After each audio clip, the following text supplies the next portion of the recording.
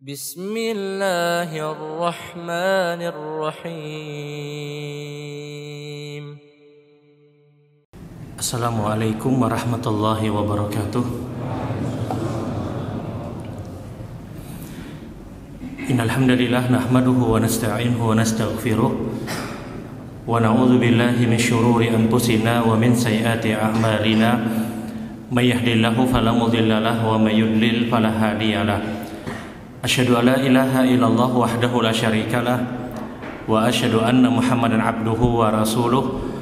Allahumma salli ala Muhammad wa ala ali Muhammad kama sallaita ala Ibrahim wa ala ali Ibrahim innaka Hamidum Majid. Allahumma barik ala Muhammad wa ala ali Muhammad kama barakta ala Ibrahim wa ala ali Ibrahim innaka Hamidum Majid. Ikhwanuddin, ibu-ibu, bapak, saudara-saudara, jamaah salat maghrib dan salat isya insyaallah Masjid Hajjah Nuriyah rahimakumullah. Alhamdulillah, sama-sama kita bersyukur kepada Allah Subhanahu wa taala. Kembali pada kesempatan malam hari ini kita masih diberikan nikmat untuk beribadah kepada Allah Subhanahu wa taala, karena sesungguhnya nikmat itu tidak hanya berkaitan dengan harta, nikmat tidak hanya berkaitan dengan kesehatan, nikmat tidak hanya berkaitan dengan perkara-perkara duniawi. Ibadah pun dimudahkan dan dilapangkan untuk beribadah kepada Allah. Ini pun adalah salah satu nikmat yang sangat mulia. Kenapa? Karena dengan beribadah kita mudah untuk mendapatkan rahmat dari Allah Subhanahu wa taala. Yang kita tahu bahwasanya syarat mutlak seseorang berada dalam surga Allah, dia lebih dulu untuk mendapatkan rahmat dari Allah Subhanahu wa taala.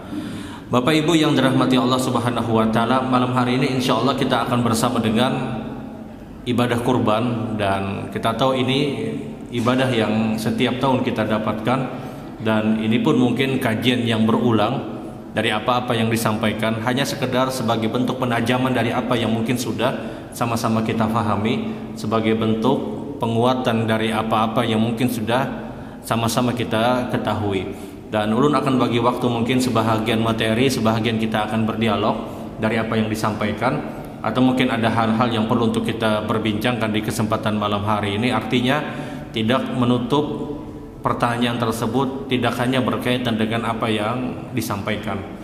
Baik Bapak Ibu yang dirahmati Allah, kita tahu bahwasanya ibadah terbaik yang terjadi pada bulan Dzulhijjah setelah ibadah haji adalah ibadah kurban. Bulan Dzulhijjah itu bulan terbaik setelah Ramadan. Ulama sepakat setelah Ramadan bulan yang paling terbaik, bulan yang paling afdal ada pada bulan Dzulhijjah. Kenapa? Karena di bulan Dzulhijjah berkumpul amalan-amalan besar. Di bulan Dzulhijjah berkumpul ibadah-ibadah yang besar. Yang pertama kita tahu bahwasanya di bulan Dzulhijjah ada ibadah haji. Dan ini ibadah terbaik pada bulan Dzulhijjah. Makanya Dzulhijjah dikenal dengan istilah bulan haji. Tidak sah orang tersebut mengerjakan atau melaksanakan ibadah haji kecuali terjadi pada bulan Dzulhijjah. Ibadah haji itu sebenarnya sederhana. Dia hanya kurang lebih 5 sampai 6 hari saja. Kurang lebih 5 sampai 6 hari. Bukan harus 30 hari, bukan harus 40 hari, bukan harus 25 hari, tidak. Ibadah haji itu hanya sekitar 5 sampai 6 hari pokok hajinya. Dimulai dari tanggal 8 Dzulhijjah, 9, 10, 11, 12 atau sampai 13 Dzulhijjah. 8 Dzulhijjah orang pergi ke Mina, dan itu dikenal dengan istilah hari tarwiyah. Kenapa dikenal dengan hari tarwiyah? Karena jamaah haji di zaman dulu mereka membawa perbekalan, mereka membawa minum, mereka membawa bekal untuk pergi ke Mina, dan di Mina tidak ada air pada saat itu. Sehingga jamaah haji yang membawa perbekalan untuk pergi ke Mina dikenal dengan istilah hari tarwiyah, hari jamaah haji yang membawa perbekalan. 8 Dzulhijjah tidak ada puasa tarwiyah. Tidak ada puasa tarwiyah. Semua hadis yang membicarakan tentang puasa tarwiyah, statusnya kalau tidak lemah dia palsu. Tidak ada hadis bicara tentang puasa tarwiyah. 8 Dzulhijjah jamaah pergi melaksanakan, mereka pergi ke Mina di 8 Dzulhijjah. Atau mungkin bagi sebahagian jamaah dia mungkin langsung pergi untuk ke Arafah. Ya, artinya bisa ke Mina, bisa langsung ke Arafah.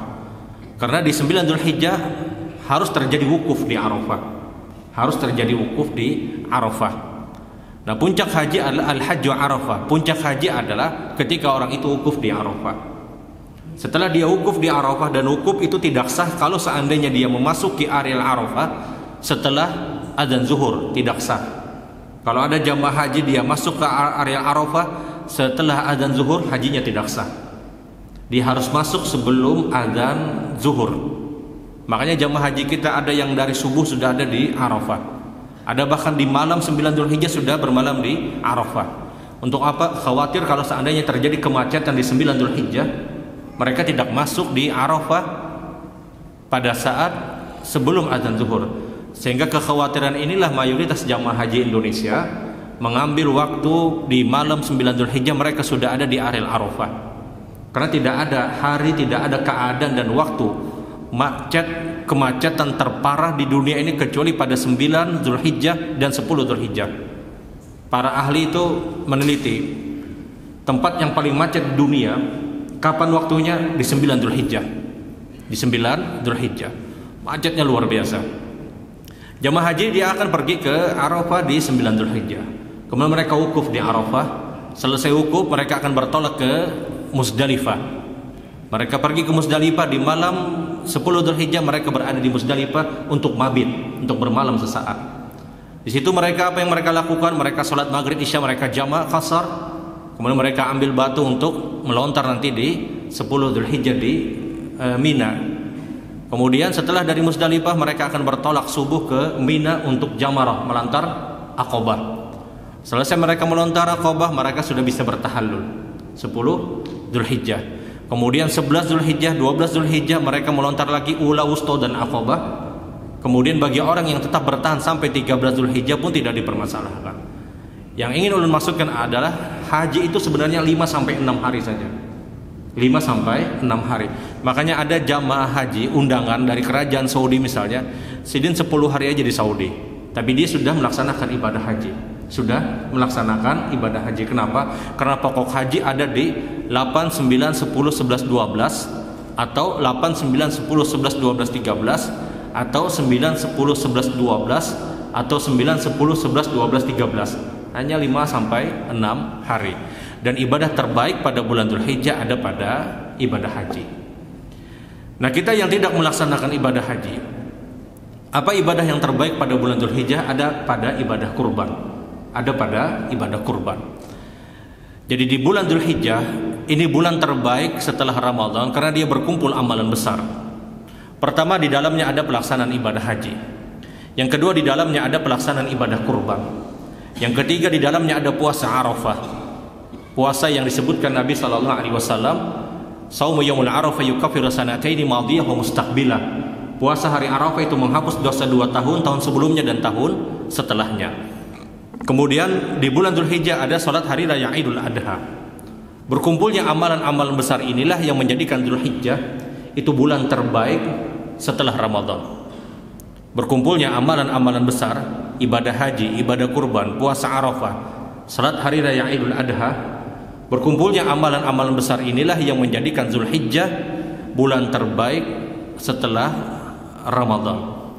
Bahkan sampai Nabi sallallahu alaihi wasallam bersabda dalam riwayat dari Abdullah ibn Abbas, "Ma min ayyamin amalan salih habba ila Allah min hadhil ayyam, yani ayyamil ashr min Dzulhijjah."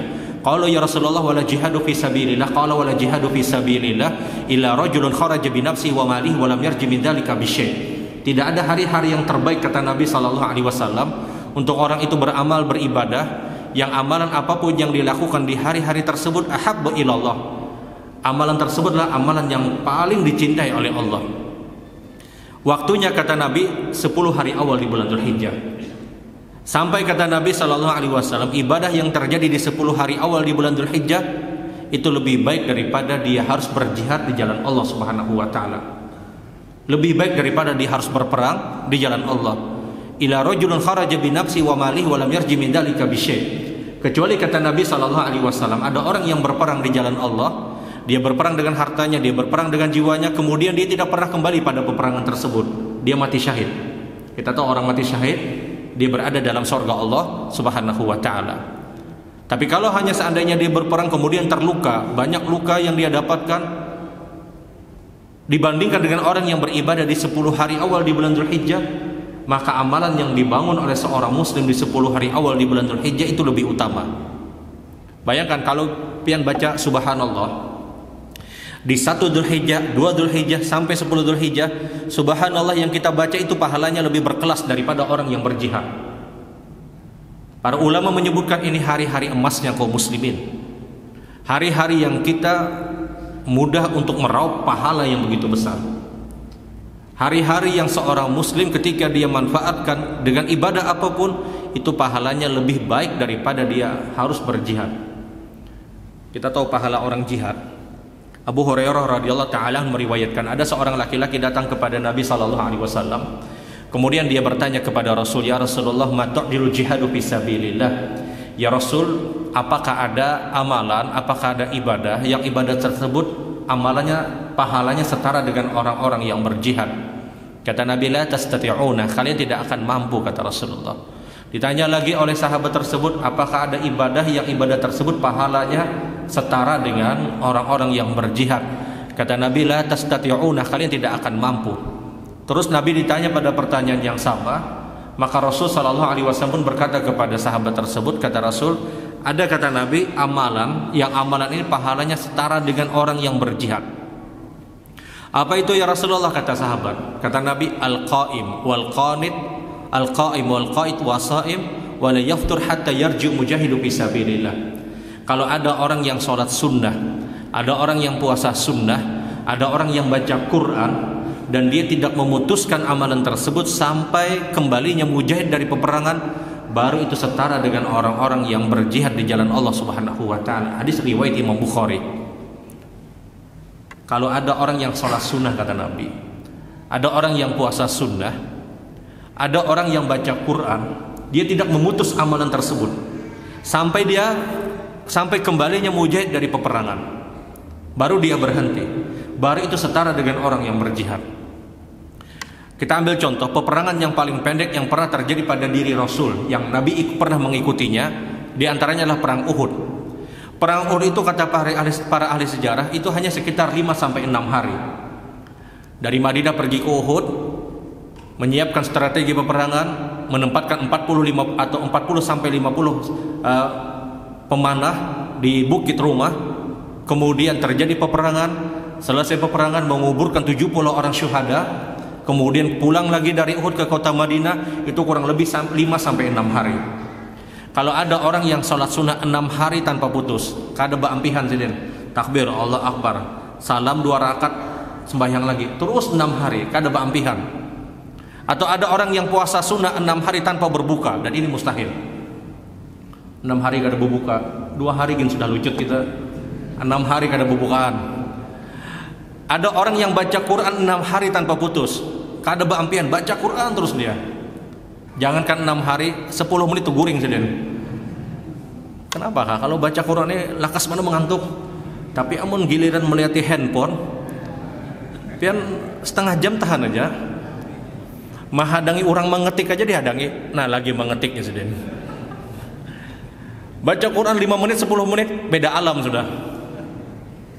Kalau ada orang yang baca Quran 6 hari tanpa putus, atau ada orang yang sholat sunnah 6 hari tanpa putus, ada orang yang puasa sunnah 6 hari tanpa putus, baru setara dengan orang yang berjihad di jalan Allah Subhanahu wa taala. Besarnya pahala jihad, besarnya pahala jihad. Makanya di awal Nabi sallallahu alaihi wasallam menyebutkan la tastati'una, kalian tidak akan mampu, kata Rasul. Kalau kalian coba untuk beramal yang amalan tersebut setara dengan orang yang berjihad, kalian tidak mampu, kata Rasulullah. Besarnya pahala jihad. Namun ingat, ini dikalahkan dengan 10 hari awal di bulan Dzulhijjah. Pian baca Quran, baca Qurannya kita, itu kita dapat pahala baca Quran plus dicatatkan pahala lebih baik daripada orang yang berjihad. Kita sedekah di awal bulan Dzulhijjah 1 sampai 10 Dzulhijjah, kita dapat pahala sedekah plus pahala lebih baik daripada orang-orang yang berjihad. Ini hari-hari emasnya kaum muslimin, hari-hari terbaiknya kaum muslimin. Sehingga Dzulhijjah itu dikenal bulan terbaik setelah Ramadan. Banyaknya keutamaan dan kemuliaan yang diberikan oleh Allah pada bulan Dzulhijjah. Selain dia berkumpul amalan-amalan besar tadi, 10 hari awal bulan Dzulhijjah ini hari-hari istimewa, hari-hari terbaik. Hari-hari yang amalan apapun yang kita kerjakan itu pahalanya lebih daripada orang-orang yang berjihad di jalan Allah Subhanahu wa taala. Nah, di antara amalan-amalan besar tersebut kita tahu ada ibadah kurban. Ibadah kurban, ingat, ini berlaku kepada siapapun bagi orang yang punya kemampuan. Kurban itu tidak hanya bagi orang-orang yang tidak melaksanakan ibadah haji. Saudara kita, kawan kita, sahabat kita, siapapun, keluarga kita yang melaksanakan ibadah haji, kurban tetap berlaku bagi dia. Dia bisa titip uang misalnya di rumahnya, di keluarganya, ini berkurban misalnya di masjid misalnya. Karena ingat, jamaah haji yang pergi ke tanah suci, yang mereka mayoritas jamaah haji kita menggunakan haji tamattu, umrah dulu, selesai umrah ada istirahatnya, kemudian baru dia menggunakan ihram di 8 Dzulhijjah sampai di 12 atau 13 Dzulhijjah, ini haji tamattu. Haji tamattu itu wajib harus dengan membayar dam. Dam pada haji tamattu itu bukan kurban. Ingat, dam yang dibayar oleh jamaah haji kita itu bukan kurban. Itu dam yang melekat pada ibadah haji tamattu. Dam itu harus dilakukan dan itu hukumnya wajib bagi jamaah yang menggunakan cara haji tamattu. Jadi itu bukan dimaknai untuk kurban, tidak. Ini memang kelaziman hukum, keharusan hukum yang melekat bagi orang yang melaksanakan ibadah haji dengan model cara haji tamattu. Jadi jamaah haji kita yang bayar dam di sana itu bukan dipahami itu ibadah kurban, tidak. Ini dam yang memang harus dilakukan oleh jamaah haji yang itu hukumnya wajib. Hukumnya wajib. Yang paling aman kalau ingin bayar dam, ikuti aturan Saudi aja. Ikuti aturan Saudi. Di sana ada bank-bank rojhi, ada tempat-tempat counter untuk orang yang bayar dam, ada tempatnya. Karena kalau kita titip ke fulan, titip ke orang lain misalnya, mohon maaf, titip ke ketua rego, titip ke ketua kelompok misalnya, wallahualam kita tidak tahu arahnya kemana. Kita bukan berprasangka buruk, tidak, karena fakta di lapangan banyak terjadi, mohon maaf, dibisniskan. Yang paling amannya sudah dia ambil cara untuk apa, bayar dam di tempat-tempat yang sudah resmi. Nah, dam bagi pelaksanaan, bagi orang yang melaksanakan ibadah haji itu bukan kurban. Bukan kurban. Artinya jamaah haji kita yang dia melaksanakan ibadah haji tetap berlaku ibadah kurban bagi dia, bagi orang yang punya kemampuan dan kelapangan. Kurban itu hampir dihukumi wajib oleh sebagian pendapat para ulama. Kita tahu khilaf cukup kuat apakah itu hukumnya wajib atau sunnah muakkad. Namun pendapat yang rajih adalah dihukumnya sunnah muakkad. Kenapa? Karena Abu Bakar dan Umar itu pernah tidak berkurban. Abu Bakar dan Umar, dua orang sahabat ini pernah untuk tidak berkurban. Alasannya apa? Alasannya untuk mengajarkan sahabat-sahabat yang baru masuk Islam, sahabat-sahabat yang baru dan kita, bahwasanya kurban itu tidak wajib. Tidak berkurbannya Abu Bakar dan Umar itu bukan meremehkan syariat kurban, tidak. Tapi ada hal yang lebih besar yang ingin beliau ajarkan, memahamkan kepada kita kurban itu tidak wajib. Pada saat kita tahu kurban itu tidak wajib dan kita punya kita punya kelapangan untuk berkurban, dia berkurban. Jangan terlalu bakhil dengan harta-harta kita. Semua itu dari Allah Subhanahu wa taala. Kurban itu hanya setahun sekali dan manfaatnya pun kembali kepada kita. Ada orang mampu beli ini, beli itu dan yang lainnya. Giliran berkurban dia tidak mampu karena kebakhilan dia, mengalahkan akal sehat dia. Kurban ini ibadah pahalanya begitu besar. Sampai kalau ada orang yang sedekah jariah, berkurban di sini berapa Pak? 2 juta berapa? 2 juta? 2.500.000. Kalau ada orang yang sedekah jariah di 2.500.000 dibandingkan ada orang yang berkurban di 2.500.000, pahala berkurban 2.500.000 itu lebih utama. Ada orang sedekah jariah, kita tahu pahala sedekah jariah adalah pahala yang tidak pernah putus sampai hari kiamat. Terus dia mendapatkan ganjaran pahala. Tapi dibandingkan orang yang berkurban, pahalanya lebih utama daripada orang yang melakukan sedekah jariah. Kurban hanya setahun sekali. Sekali lagi ini hampir dihukumi wajib oleh para ulama dengan pendalilan keumuman pernyataan firman Allah, fasholli lirabbika wanhar. Salatlah dan berkurbanlah. Hampir disetarakan dengan ibadah salat. Namun pendapat yang rajih, dia bukan wajib hukumnya, dia sunnah muakkad.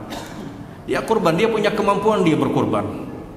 Jangan bakhil dengan harta-harta yang kita miliki, karena boleh jadi kurban yang kita keluarkan itu yang benar-benar mendatangkan keberkahan dari Allah Subhanahu wa taala. Ibadah kurban ini pahalanya besar.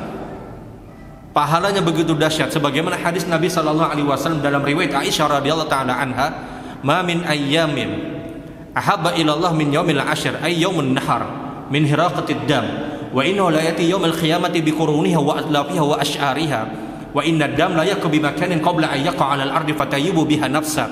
Kata Rasul sallallahu alaihi wasallam, ibadah terbaik yang terjadi pada 10 hari awal di bulan Dzulhijjah ada pada ibadah kurban. Di antara ibadah-ibadah terbaik kata Nabi ada pada ibadah kurban.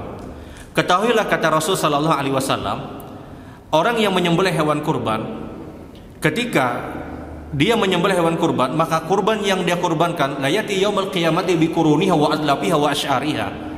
Dia akan datang nanti di hari kiamat dengan tanduk-tanduknya, dengan kuku-kukunya, dengan bulu-bulunya kata Rasulullah. Dan ini semua pahala kata Rasulullah.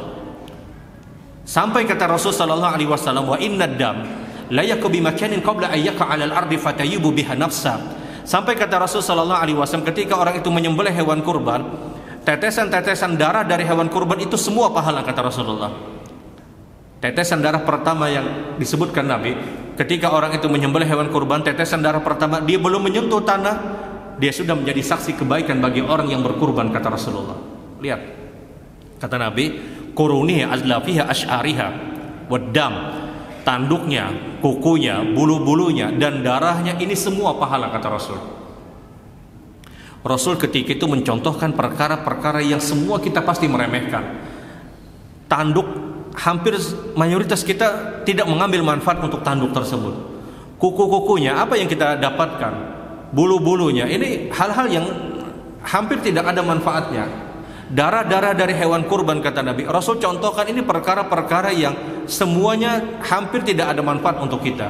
Itu pun pahala kata Rasul sallallahu alaihi wasallam. Terlebih daging hewan kurban yang kita makan, yang kita sedekahkan, yang kita hadiahkan. Dan ini pahala besar, pahala yang sangat besar.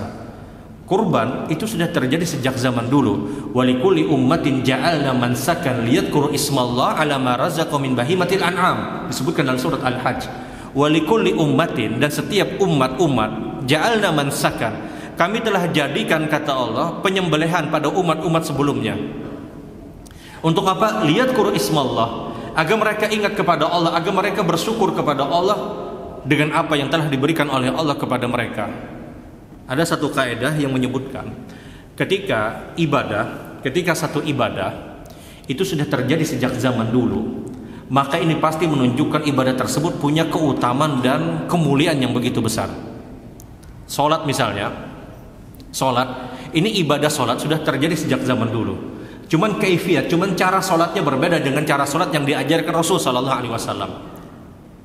Zakaria alaihi salatu wasallam, mohon maaf, ketika beliau menyadari ishta'ala ra'sy syaibah, ketika beliau merasa beliau sudah sangat tua, berjalan sudah sangat lelah, uban sudah ada di mana-mana, kata beliau, mohon maaf, imraati akhir, istriku dalam keadaan mandul.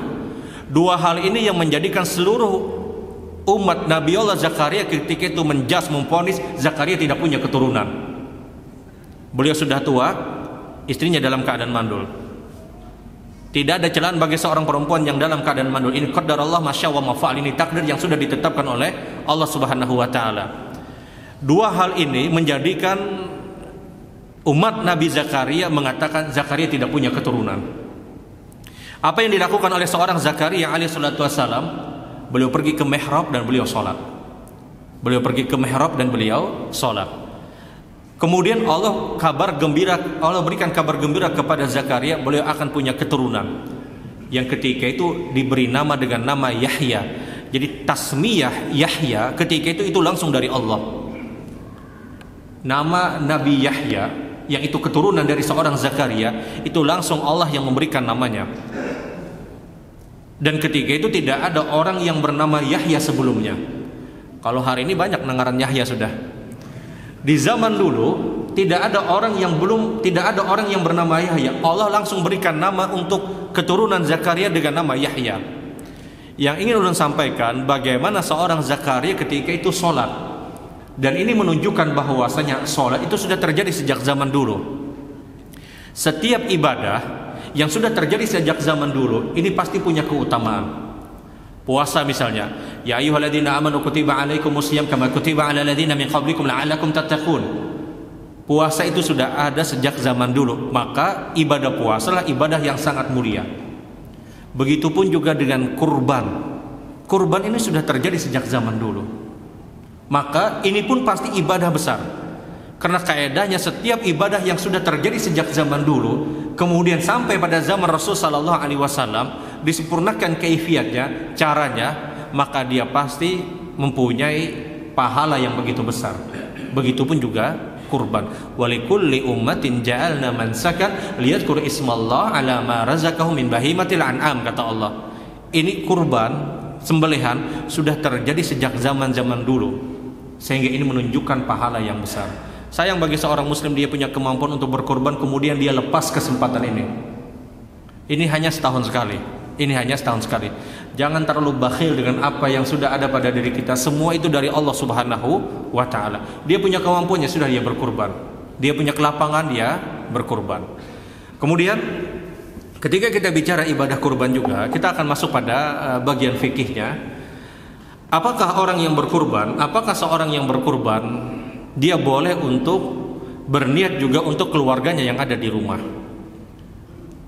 Ulama bersepakat bahwasanya seorang yang berkurban, maka orang-orang yang di rumah sah dan boleh untuk berniat juga berkurban, dan mereka juga dapat pahala sebagaimana orang yang berkurban.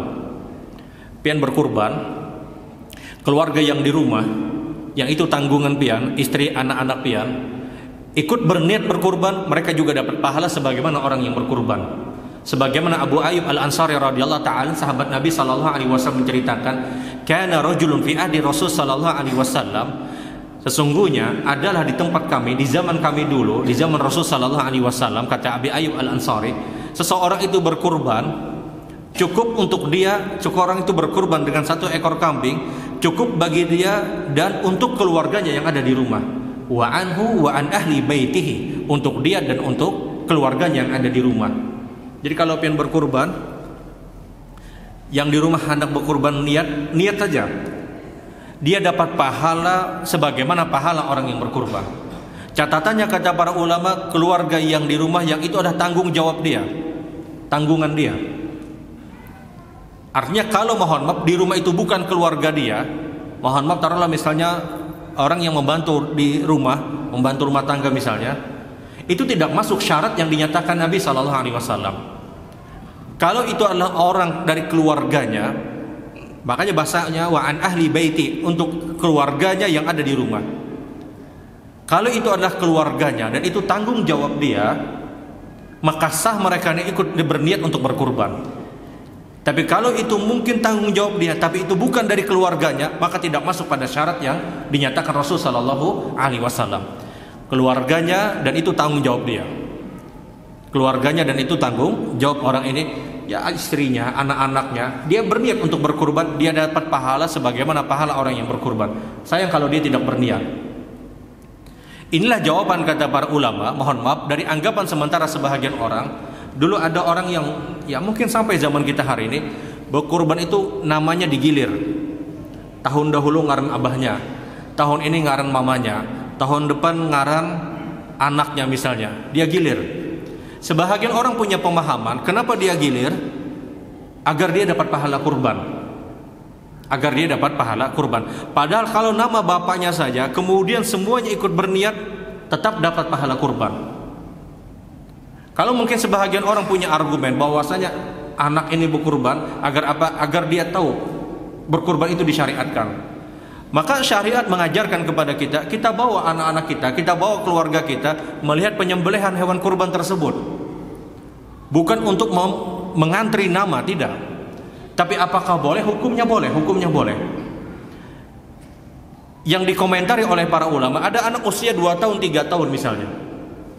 Kemudian nama tersebut yang dimunculkan, ayahnya tidak berkurban. Kenapa? Karena stoknya hanya 1, cukupnya hanya 1 orang. Maka anak 2 tahun, 3 tahun itu yang dimunculkan namanya, sementara ayahnya saja tidak berkurban.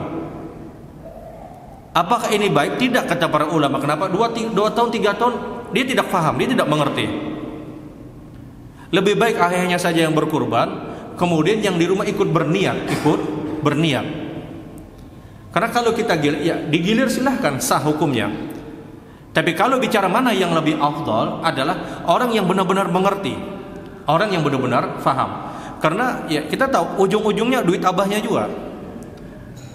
Nang bini 4 berkurban misalnya, nama istri misalnya, ujung-ujungnya mungkin uang dari suaminya juga. Jadi kalau ingin digilir ya silahkan, tidak salah, penggiliran tersebut tidak salah. Tapi kita bicara mana yang lebih afdal. Karena kapanpun nama orang tersebut disebutkan pada penyembelihan hewan kurban, kelaziman sunnahnya adalah idza dakhala, kalau kalian sudah memasuki min awal Dzulhijjah, dari awal bulan Dzulhijjah, wa arada ahadukum ayyudhahi, kata Nabi, dan di antara kalian ada orang yang ingin berkurban, falyumsik, maka hendaknya dia menahan diri untuk tidak memotong kuku, bulu dan rambutnya. Nama orang yang disebutkan ini yang sunnah untuk tidak memotong kuku, bulu dan rambutnya. Jadi kalau misalnya anaknya usia 10 tahun, 11 tahun, itu yang dimunculkan namanya, maka kelaziman hukumnya nama anak ini disunahkan untuk tidak memotong kuku, bulu dan rambutnya dari 1 Dzulhijjah sampai penyembelihan. Adapun yang di rumah dia bebas potong kuku, bulu dan rambutnya, silahkan. Karena hanya nama yang disebutkan yang disunahkan untuk tidak memotong kuku, bulu dan rambut dari 1 Dzulhijjah sampai penyembelihan hewan kurban dia. Adapun orang yang ikut berniat, maka dia boleh untuk memotong kuku, bulu dan rambutnya. Jadi kalau misalnya ada yang berkurban, ya sudah, di rumah ikut berniat, dia dapat pahala sebagaimana pahala orang yang berkurban. Kemudian yang terakhir mungkin yang Allah sampaikan adalah berkurban untuk orang yang sudah meninggal dunia. Berkurban untuk orang yang sudah meninggal dunia. Apakah boleh kita berkurban untuk orang yang sudah meninggal dunia? Kalau kita berkurban untuk orang yang sudah meninggal dunia, para ulama membagi bahasan ini. Pertama adalah, kalau orang ini sebelum dia meninggal dia pernah berpesan atau dia pernah berwasiat misalnya untuk berkurban, kemudian orang ini diwafatkan, maka keluarganya boleh untuk berkurban untuk orang yang sudah meninggal dunia tadi. Karena dia pernah berpesan, dia pernah berwasiat misalnya. Atau ada orang yang mungkin sudah dia bayar untuk berkurban, ternyata orang ini diwafatkan sebelum penyembelihan hewan kurban. Maka apakah terus diteruskan nama orang ini? Dia punya 2 pilihan sikap. Pilihan sikap yang pertama, dia boleh meneruskan keluarganya. Pilihan yang kedua, dia ganti namanya dengan keluarga yang masih hidup. Itu boleh. Ada orang yang sudah niat berkurban dan dia sudah bayar, kemudian ternyata qadarullah orang ini wafat sebelum penyembelihan hewan kurban. Apakah orang ini, nama orang ini masih diteruskan untuk disebutkan nanti nama pada saat penyembelihan? Hukumnya boleh. Ini ulun sampaikan kenapa? Agar kita tidak zon, kita tidak punya sangkaan ada orang berkorban, Allahumma ya Allah ini dari fulan, almarhum fulan, bismillah, Allah akbar. Boleh jadi dia mungkin sudah bayar, boleh jadi. Jadi kalau misalnya ada orang yang sudah bayar, dia boleh meneruskan namanya tadi, atau dia ganti dengan nama keluarganya, itu hukumnya boleh. Tapi kalau berkorban untuk orang yang sudah meninggal dunia tanpa ada pesan, tanpa ada wasiat, kita berkorban untuk orang tua kita yang sudah wafat misalnya, beliau tidak pernah berpesan, kasihan abah nah aja sih, berkorban kisan abah, kasihan mama nah kisan berkorban kisan mama misalnya. Apakah hukumnya boleh? Wallahu alam, jumhur ulama menyatakan tidak dianjurkan. Kenapa? Karena tidak pernah terjadi pada praktek Rasul sallallahu alaihi wasallam. Rasul tidak pernah berkorban untuk Khadijah binti Khuwailid. Khadijah itu tidak pernah berkorban dalam hidupnya. Kenapa? Karena syariat kurban itu belum muncul. Sementara Khadijah itu sudah meninggal dunia. Khadijah ini istri yang sangat disayangi Rasul sallallahu alaihi wasallam. Aisyah menceritakan, saya tidak pernah cemburu dengan semua istri Rasul, saya hanya cemburu dengan Khadijah. Aisyah itu pernah berkata, saya tidak pernah cemburu dengan semua istri Rasul sallallahu alaihi wasallam.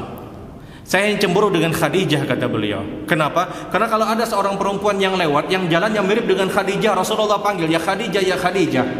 Rasul teringat dengan Khadijah. Jara Aisyah, ya Rasul, jangan kiau-kiau Khadijah, ini ada yang lebih anum ya Rasul. Khadijah sudah wafat ya Rasul, ini nang masih hidup nah. Saya tidak pernah cemburu, kata Aisyah, dengan semua istri Rasul. Artinya semua istri Nabi Rasulullah yang lain, menurut Aisyah itu lewat semua. Saya cemburu dengan Khadijah, kata beliau. Rasul sayang dengan Khadijah, tapi apakah Nabi pernah berkorban untuk Khadijah? Tidak pernah. Tidak pernah. Rasul tidak pernah berkorban untuk Hamzah. Kita tahu Hamzah ketika meninggal pada peperangan Uhud, syahid pada peperangan Uhud, saking sayangnya Rasul dengan Hamzah, Hamzah itu sampai disolatkan sebanyak 70 kali, solat jenazah sebanyak 70 kali. Tapi apakah Nabi berkorban untuk Hamzah? Tidak.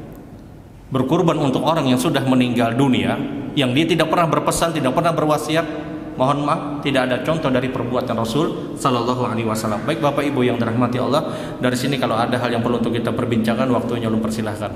Bismillahirrahmanirrahim.